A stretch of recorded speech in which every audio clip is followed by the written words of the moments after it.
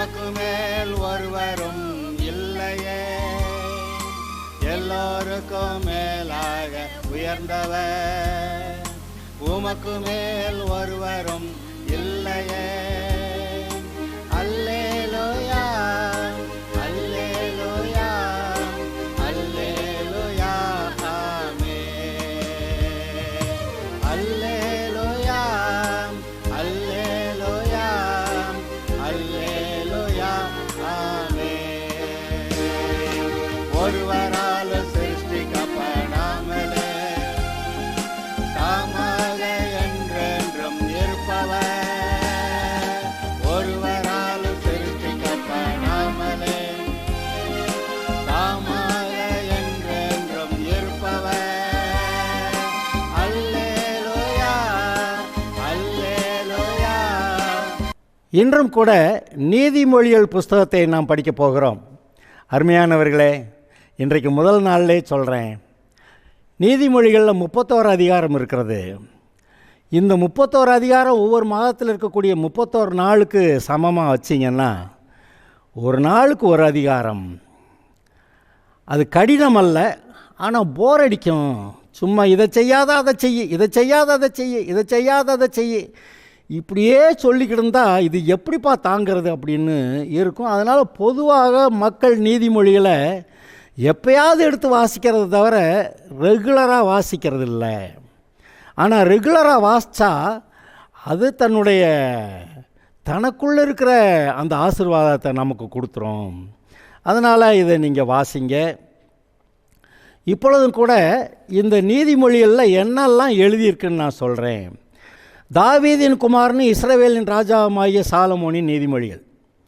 இவைகளால் ஞானத்தையும் போதகத்தையும் அறிந்து புத்திமதிகளை உணர்ந்து விவேகம், நீதி, நியாயம், நிதானம் என்பவைகளை பற்றிய உபதேசத்தை அடையலாம்.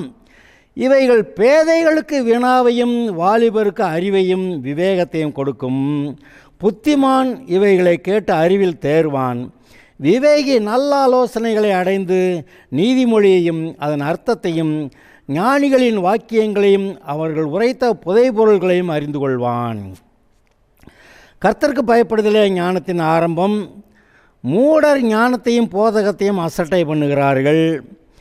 பாருங்க, முதல் வசனத்திலே சொல்லப்பட்டிருக்கிறது, தாவீதின் குமாரனும் இஸ்ரவேலின் ராஜாவுமாகிய சாலமோனின் நீதிமொழிகள்.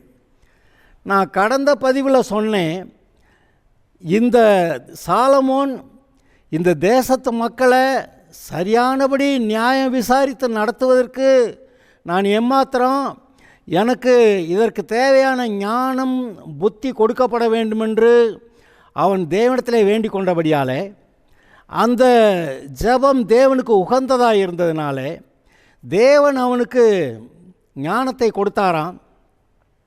எப்படி?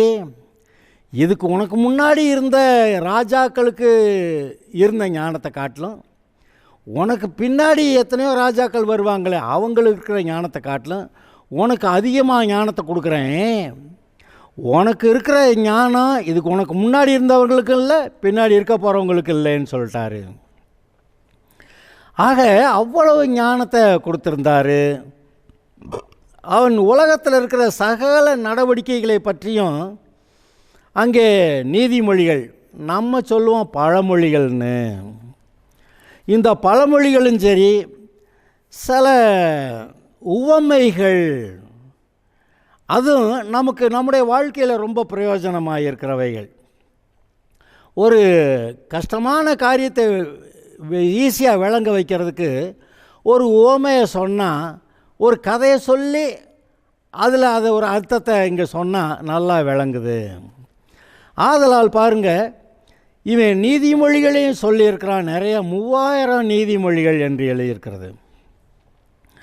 இந்த நீதிமொழிகளில் நீங்கள் வாசிங்கன்னா ஞானம் மதியீனம், நீதிமான் துன்மார்க்கன், குணசாலியான ஸ்திரீ மதிகேடான ஸ்திரீ, கணவன் மனைவி, குடும்பம், பிள்ளைகள், பெற்றார், வாயின் வார்த்தைகள், வியாபாரமும் கள்ளத்தராசும், ஐஸ்வர்யவான்கள் தரித்திரர்கள், பகையும் சமாதானமும், திராட்சரசமும் மதுபானமும், வியாதிகளும் சுகமும், தரித்திரமும் ஐஸ்வர்யம். இப்படி பூமியில் நாம் சந்திக்கிற எல்லா காரியங்களையும் குறித்து இந்த நீதிமொழிகள் புஸ்தகத்தில் எழுதப்பட்டிருக்கிறது. ஆதலால் தான் இது நமக்கு ரொம்ப பிரயோஜனமானவை என்று நாம் சொல்லுகிறோம். இந்த 2வது வசனத்திலிருந்து 7வது வசனம் வரைக்கும் திரும்ப வாசிக்கிறேன், கவனிங்க. இவைகளால் ஞானத்தையும் போதகத்தையும் அறிந்து புத்திமதிகளை உணர்ந்து, எல்லாம் ஒரே மாதிரி இருக்க மாதிரி தெரியுதோ, ஞானம், போதகம், புத்திமதி எல்லாம் ஒன்று தாங்க அப்படின்னு சொல்கிற மாதிரி இருக்கா? அது எல்லாம் ஒன்றா இருந்தால் இப்படி தனித்தனியாக எழுதியிருக்காது. ஞானத்தையும் போதகத்தையும் அறிந்து புத்திமதிகளை உணர்ந்து விவேகம், நீதி, நியாயம், நிதானம். என்னது? விவேகம், நீதி, நியாயம், நிதானம் என்பவைகளை பற்றி உபதேசத்தை அடையலாம். இவைகள் பேதைகளுக்கு வினாவையும், பேதை ஒன்றும் தெரியாதவங்க, அவனுக்கு என்னது இது அப்படின்னு கேள்வி மட்டும்தான் வருமா, பேதைகளுக்கு வினாவையும், வாலிபருக்கு அறிவையும் விவேகத்தையும் கொடுக்கும். வாலிபர்கள் எல்லாத்தையும் புரிந்து கொள்ளக்கூடிய ஒரு ஆசையில், ஒரு வேகத்தில் இருப்பாங்க. அவங்களுக்கு இதை வாசித்த அறிவு உண்டாகுமா, விவேகம் உண்டாகுமா? விவேகம்னா ஒரு சூழ்நிலையில் எப்படி அதை அந்த ஒரு விவேகத்தோடு செஞ்சாங்கன்னு சொல்லுவோமே. அறிவையும் விவேகத்தையும் கொடுக்கும்.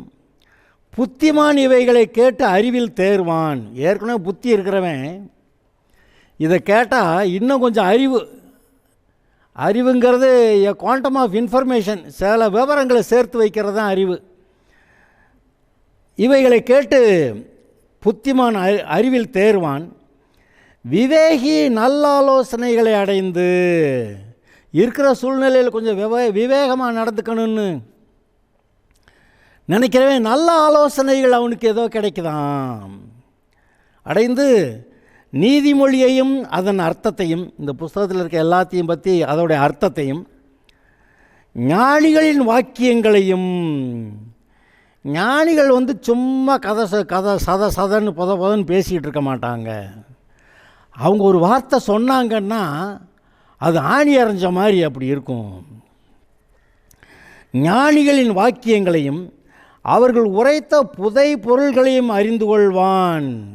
புதை பொருள்கள் எல்லா காரியத்தையும் வெளியில் தெரிகிற மாதிரி சொல்லலை, சில இலைமறை காயாய் சொல்லுகிற அந்த விவரங்களை கூட அறிந்து கொள்வான். ஞானிகளின் வாக்கியத்தையும் அவர்கள் உரைத்த புதை பொருள்களையும் அறிந்து கொள்வான். கர்த்தருக்கு பயப்படுதலே ஞானத்தின் ஆரம்பம். நான் ஞானம் என்னெல்லாம் இப்போ சொல்கிறேன் நான், ஆனால் ஞானத்துக்கு ஆரம்பம் என்னது? கர்த்தருக்கு பயந்து ஒழுங்காக இருக்கிறது.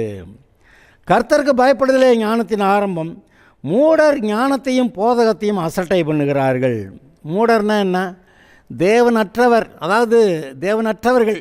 கடவுளாவது ஒன்றாவதா, என் வாழ்க்கையை நான் நடத்துகிறேன் அப்படின்னு மூடத்தனமாக, அதாவது தேவன் கொடுக்குற வார்த்தையை ஏற்றுக்கொள்ள முடியாத மாட்டேன் என்று காதை கண்ணை அடைத்து கொண்டு மூடத்தனம்னு சொல்கிறோமே. மூடத்தனம்னா என்ன?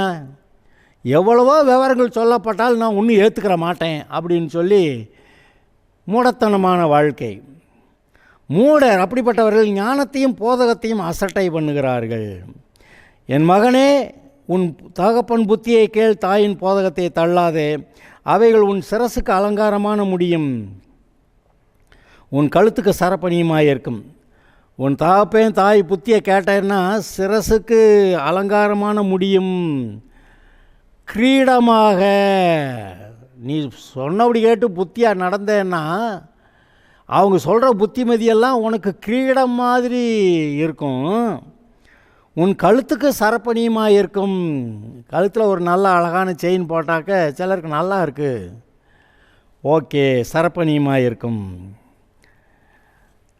இந்த வசனங்களை வாசிங்க. இப்போ நான் சொன்னேன்,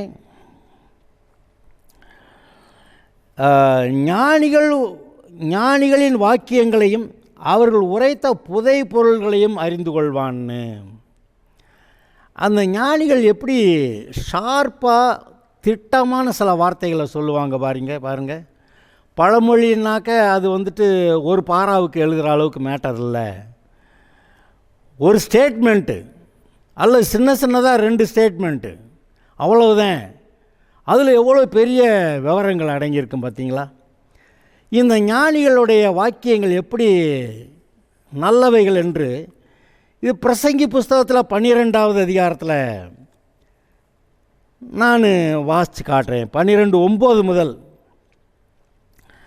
பிரசங்கி ஞானவானாக இருந்தபடியினாலே அவன் ஜனத்துக்கு அறிவை போதித்து கவனமாய் கேட்டு ஆராய்ந்து அநேகம் நீதிமொழிகளை சேர்த்து எழுதினான். பாருங்க, இதமான வார்த்தைகளை கண்டுபிடிக்க பிரசங்கி வகை தேடினான். யார்? இந்த சாலமோன் தான். எழுதிய வாக்கியங்கள் செவ்வையும் சத்தியமானவைகள். நீதிமொழிகள் புஸ்தகத்திலையும் பிரசங்கிலையும் உன்னத பாட்டிலையும் எழுதியிருக்கிறதெல்லாம் சொல்கிறாரு. எழுதிய வாக்கியங்கள் செவ்வையும் சத்தியமானவைகள். ஞானிகளின் வாக்கியங்கள் தாற்றுக்கோள்கள் போலவும். ஞானிகளின் வாக்கியங்கள் தாற்றுக்கோள் போலவும். லேசாக ஒரு குத்துனாக்க நம்மளை எழுப்பி தூங்குறவனை கூட எழுப்பி விட்டுரும். சங்க தலைவர்களால் அறையப்பட்ட ஆணிகள் போலவும் இருக்கிறது. சும்மா ஏதோ ஆணி அடிக்கிறது இல்லைங்க. சங்க தலைவர்களால் அறையப்பட்ட ஆணின்னா, அதாவது ஒரு காரியத்தை நல்லா சொல்லிட்டான்னா என்ன சொல்லுவாங்க? ஹி நெயில்ட் இட் அப்படிம்பாங்க. ஆணியை வச்சு அரைஞ்சிட்டான்னுவாங்க. அதுக்கு மேலே யாரும் அதை பிடுங்க முடியாதபடிக்கு அரைஞ்சிட்டான்னுவாங்க. அதாவது சங்க தலைவர்களால் அறையப்பட்ட ஆணிகள் போல். அதாவது நாம் தமிழர்களாக இருக்கிறதுனால இதெல்லாம் நமக்கு தெரியும். முதற் சங்கம், இடைச்சங்கம், கடைச்சங்கம் என்று தமிழ் வளர்ப்புக்காக தமிழர்கள் பட்ட பாடுகள் பிரயாசங்களை பற்றியும், அந்த முதற் சங்கம் இடைச்சங்கங்களில் இருந்த காரியங்கள் ரொம்ப தெரியலனாலும் கடைச்சங்கத்தில் சொல்லப்பட்ட காரியங்கள்லாம் நமக்கு நிறைய தெரிந்திருக்கிறது. அதில் இந்த தமிழில் ஞானம் உள்ளவர்கள் எல்லாம் சேர்ந்து சில நாட்கள் கூடி அதை பேசி அதில் இருக்கிறதுலே ரொம்ப நல்ல ஞானமுள்ள வாழ்க்கைக்கு பிரயோஜனமான சரியான வார்த்தைகள் எதுன்னு கண்டுபிடிச்சு அதை எழுதி வைப்பாங்க, முத்திரையிட்டு வைப்பாங்க. அதை தான் சங்கத்தில் அறையப்பட்ட ஆணிகள் போலவும் இருக்கிறது. அடுத்த வரி, அவைகள் ஒரே மேய்ப்பனால் அழிக்கப்பட்டது. தேவனால், ஒரே மேய்ப்பன் தேவனால் அழிக்கப்பட்டது. ஆதலால் என் மகனே இவைகளினால் புத்தி அடைவாயாக. அநேகம் புஸ்தகங்களை உண்டு பண்ணுவதற்கு முடிவில்லை, அதிக படிப்பு உடலுக்கு இழைப்பு. ரொம்ப படிக்க வேண்டாம், ஆனால் கொஞ்சமாக சுருக்கமாகவே எல்லாத்தையும் சொல்கிறேன் கேளுன்னு கொஞ்சமாக சுருக்கமாக நீதிமொழிகள் எழுதி தந்திருக்கிறாரு. ஆனால் இதில் இவ்வளவு விவரம் இருந்தாலும் ஏனோ நமக்கு அதை படிக்கிறதுக்கு அவ்வளவுக்கு அக்கறை இல்லை. அதை வாசித்தா கொஞ்ச நேரத்தில் போதும் அப்படின்னு நினைக்கிற மாதிரி. ஒரு அதிகாரம் வாசிக்கிறது அவ்வளோ கஷ்டமாக இருக்குது. நம்ம ஒரு அதிகாரமும் வாசிட்டு அப்புறம் பைபிளில் வேறு சில பகுதிகளும் வாசிக்கணும்னு சொல்லுவோம். ஆனால் இந்த பகுதிகள் தான் நீங்கள் பூமியில் இந்த பொல்லாத பாவமான ஜனங்கள் மத்தியில் எப்படி ஞானமாக வாழ்கிறதுன்னு சொல்லக்கூடியது. ஆதலால் கவனமாக இருப்போமாக. இங்கே நீதிமொழிகள் புஸ்தகத்தில் முதல் அதிகாரத்துக்கு மறுபடி போகலாம். தாவீதின் குமாரன் இஸ்ரவேலின் ராஜாவுமாகிய சாலமோனின் நீதிமொழிகள். யார் இதை எழுதுனதுன்னு சொல்லி திட்டமாக இருக்குது. அந்த முன்னுரையில் சொல்லியிருந்தேன் எப்படி இந்த சாலமோன் இவ்வளோ ஞானமுள்ளவனாக மாறினான்னு. அந்த ஞானம் தேவனால் அவனுக்கு அருளப்பட்டது. இந்த உலகத்தில் 2 விதமான ஞானங்களை நீங்கள் பார்க்கலாம். ஒன்று தேவனால் கொடுக்கப்படுகிற ஞானம், ரெண்டாவது இந்த உலக பேய்த்தனமான ஞானம். அதை பற்றி நீங்கள் யாக்கோபு புஸ்தகத்தில் ஒரு வரியை வாசிச்சுறது நல்லதுன்னு நினைக்கிறேன். அப்போ அது உங்களுக்கு ரொம்பவும் பிரயோஜனமாக இருக்குது. சும்மா இது ஞானம் அது ஞானம்னு உலக தத்துவங்களை ஞானம் என்று சொல்லி போதிப்பார்கள். ஆனால் அந்த உலக தத்துவத்திலிருந்து நீங்கள் தப்பும்படியாக இதை நான் இப்பொழுது உங்களுக்கு சொல்லுகிறேன். யாக்கோபு நிருபம் 3வது அதிகாரம். யாக்கோபு நிருபம் 3வது அதிகாரம் 13வது வசனத்திலிருந்து நான் வாசிக்கிறேன். உங்களில் ஞானியும் விவேகியுமாய் இருக்கிறவன் எவனோ அவன் ஞானத்துக்குரிய சாந்தத்தோடே, ஞானம் இருக்கிற ஆத்திரத்தில் பொங்கிக்கிட்டு பேசிக்கிட்டு இருக்க மாட்டான். ஞானத்துக்குரிய சாந்தத்தோடே தன் கிரியைகளை நல்ல நடக்கையினாலே காண்பிக்க கடவன். நல்ல நடக்கையினால் தன்னுடைய கிரியை காண்பிக்க கடவன். உங்கள் இருதயத்திலே கசப்பான வைராக்கியத்தையும் விரோதத்தையும் வைத்தீர்களானால், கவனிங்க, 2 விதமான ஞானத்தை பற்றி சொல்லிகிட்டு இருக்கிறார். இங்கே ஒன்று சொல்ல ஆரம்பிச்சிட்டாரு. உங்கள் இருதயத்திலே கசப்பான வைராக்கியத்தையும் விரோதத்தையும் வைத்தீர்களானால் நீங்கள் பெருமை பாராட்டாதிருங்கள், சத்தியத்திற்கு விரோதமாக பொய் சொல்லாமலும் இருங்கள். இப்படிப்பட்ட ஞானம் எப்படி? கசப்பான வைராக்கியம், விரோதம், பெருமை, பொய். ஆனால் இந்த உலகத்தில் இதாங்க ஞானமாக இருக்குது. பொய் சொல்லாமல் எப்படி பிழைக்க முடியும்? இப்படியெல்லாம் ஞானமாக இல்லைன்னா எப்படி காசு சேர்க்க முடியும்? யார் மேலே கசப்பாக இருந்தால் அவனை கவுத்தாத்தானே அவன்கிட்ட இருக்கிறதெல்லாம் பிடுங்க முடியும். இப்படி இந்த உலக ஞானம் ஒன்றை பேசி கொண்டிருக்கிறது. என்னென்ன சொல்லியிருந்துச்சு? கசப்பான வைராக்கியம், விரோதம், பெருமை, சத்தியத்துக்கு விரோதமான பொய். அப்படி இருக்காதீங்க. இப்படிப்பட்ட ஞானம் பரத்திலிருந்து இறங்கி வருகிற ஞானமாயிராமல் லௌகீக சம்பந்தமானதும் ஜென்ம சுபாவத்துக்குரியதும் பேய்த்தனத்துக்கு அடுத்ததுமாக இருக்கிறது. எது? கசப்பான வைராக்கியம், விரோதம், பெருமை, சத்தியத்துக்கு விரோதமான பொய். இதெல்லாம் ஜென்ம சுபாவத்துக்குரியதும் பேய்த்தனத்துக்குரியதுமாக இருக்கிறது. ஜென்ம சுபாவத்துக்குரியதும்னா இப்போ நான் உங்களுக்கு அது என்னன்னு தெரியணும். ஜென்ம பாவம்னு கேட்டிருக்கீங்களா? ஜென்ம பாவம், கர்ம பாவம். ஜென்ம பாவம்னா ஒரு குடும்பத்தில் வம்ச வழியில் அவன் பிறக்கும்போது அந்த வம்சத்திலேயே ஒரு குறிப்பிட்ட விதமான பாவங்கள் நிறைய இருக்கும். அது அந்த குடும்பங்களில் பார்த்த உடனே தெரியும், இந்த குடும்பமாக அவங்க இந்த விதத்தில் பொல்லாத ஆளுகையா அப்படின்னு பார்க்கும்போதே தெரியும். ஜென்ம சுபாவத்துக்குரியதும், அதாவது வழி வழியாய் வரக்கூடிய பரம்பரை பாவங்கள். பைபிளில் கூட ஒரு இடத்துல பேசியிருக்கு பார்த்தீங்களா? ஒருத்தன் குருடனாக இருக்கிற இடத்த போயிட்டு அங்கே பார்த்துட்டு பக்கத்தில் இருக்கவங்க இயேசுநாட்டை கேட்பாங்க, இவன் குருடனாக இருக்கிறது இவன் செஞ்ச பாவத்தினாலேயா அல்லது இவருடைய பெற்றோர்கள் செய்த பாவத்தினாலேயா அப்படி கேட்பாங்க. அதாவது பெற்றோர்கள், முன்னோர்கள், பரம்பரையாக அவர்கள் செய்த பாவம். ஒரு இடத்துல கர்த்தர் சொல்கிறார் பாருங்க, இப்படிப்பட்டவர்களை 3ஆம் 4ஆம் தலைமுறை வரைக்கும் விசாரிக்கிறவராக இருக்கிறேன்னு. அப்போ தலைமுறையாக இந்த பாவங்கள் கடந்து வருகிறது. அந்த பாவங்களை யாரெல்லாம் ஏற்றுக்கொண்டு அதில் வாழ்கிறாங்களோ அவர்கள் தண்டிக்கப்படுகிறார்கள். இந்த உலகத்துக்குரிய ஜென்ம சுபாவத்துக்குரியது அப்படி சொல்கிறாரு. அப்புறம் வேற என்ன ஜென்மம் அங்கே இருக்குது? தேவனால் பிறந்தவர்கள். இது ஜென்ம சுபாவம். ஆதாம் செய்த பாவத்தினால அவனுடைய பிள்ளைக பாவிய தலைமுறையாக பாவிகளாக வர்றாங்க.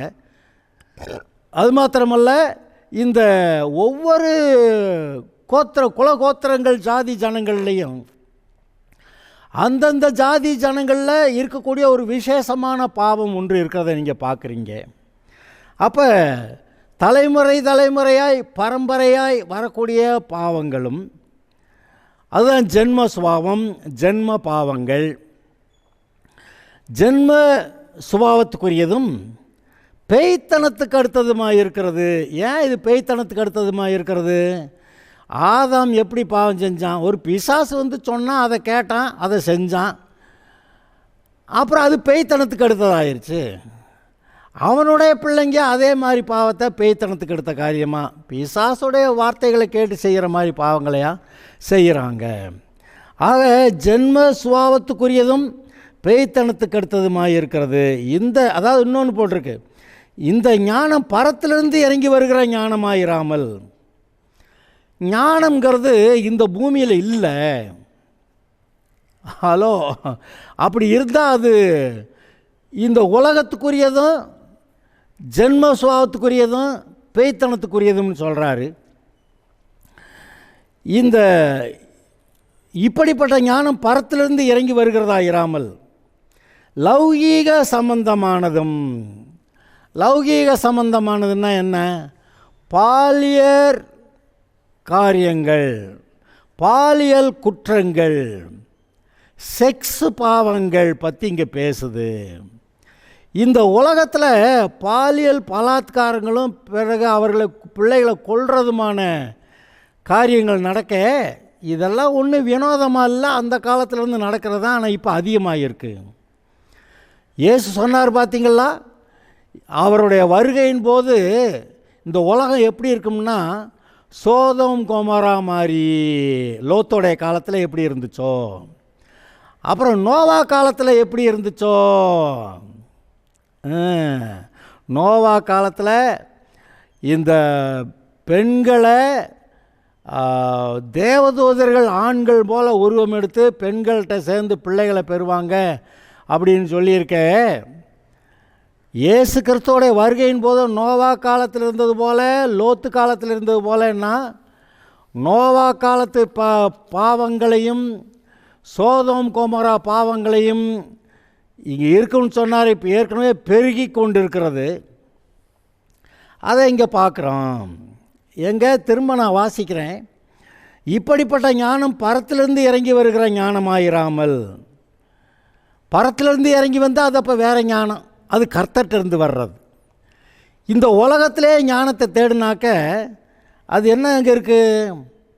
லௌகீக சம்பந்தமானதும், அதாவது உடல் சரீரத்தை அந்த பாலியல் காரியங்களில் செக்ஸ் விதத்தில் தவறாக பயன்படுத்தக்கூடியது. ஜென்ம சுபாவத்துக்குரியதும் பேய்த்தனத்துக்கு அடுத்ததுமாக இருக்கிறது. இன்னொன்று, வைராக்கியமும் விரோதமும் எங்கே உண்டோ அங்கே கலகமும் சகல துர்ச்செய்கைகளும் உண்டு. வைராக்கியமும் விரோதமும் எங்கே உண்டோ அங்கே கலகமும் சகல துர்ச்செய்கைகளும் உண்டு. ஆனால் இந்த உலகம் இவ்வளவு வைராக்கியமாக, வேகமாக, ஆத்திரமாக, கோபமாக ஒன்றை ஒன்று கடித்து பட்சிக்கிறதா இருக்குது. ஆனால் இயேசு எப்படிப்பட்டவராம்? அவர் சாந்தமும் மனத்தாழ்மையும் உள்ளவராம். அவர் ஏன் அப்படி இருக்கிறாரு? அவர் தேவனுடைய ஞானத்தில் அவர் நடக்கிறாரு. இங்கே 17வது வசனம், பரத்திலிருந்து வருகிற ஞானமோ. இந்த உலகத்து ஞானம் வந்து லௌகீக சம்பந்தமானது, ஜென்ம சுபாவத்துக்குரியது, பேய்த்தனத்துக்குரியது. ஆனால் பரத்திலிருந்து வருகிற ஞானமும் அது தேவனே பேசி சொல்கிற ஞானமும் அவர் எதை சொல்லிக் கொடுக்குறாரு. முதலாவது சுத்தமுள்ளதாயும், பின்பு சமாதானம், சாந்தம், இணக்கமுள்ளதாயும், இரக்கத்தாலும் நற்கனிகளாலும் நிறைந்ததாயும், பட்சபாதம் இல்லாததாயும், மாயமற்றதாயும் இருக்கிறது. எங்கே இதை திரும்ப ஒரு தடவை நான் சொல்கிறேன். பரத்திலிருந்து வருகிற ஞானமும் முதலாவது சுத்தம் உள்ளதாயும், அதில் அசுத்தமே இருக்காது. இந்த பேச்சு பேசுனா அசுத்தமான வார்த்தைகள் அங்கே வராது.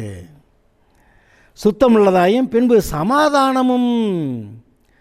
அதை கேட்டால் மனசில் சமாதானம், நம்ம அந்த வார்த்தையை பேசுனா சமாதானம்.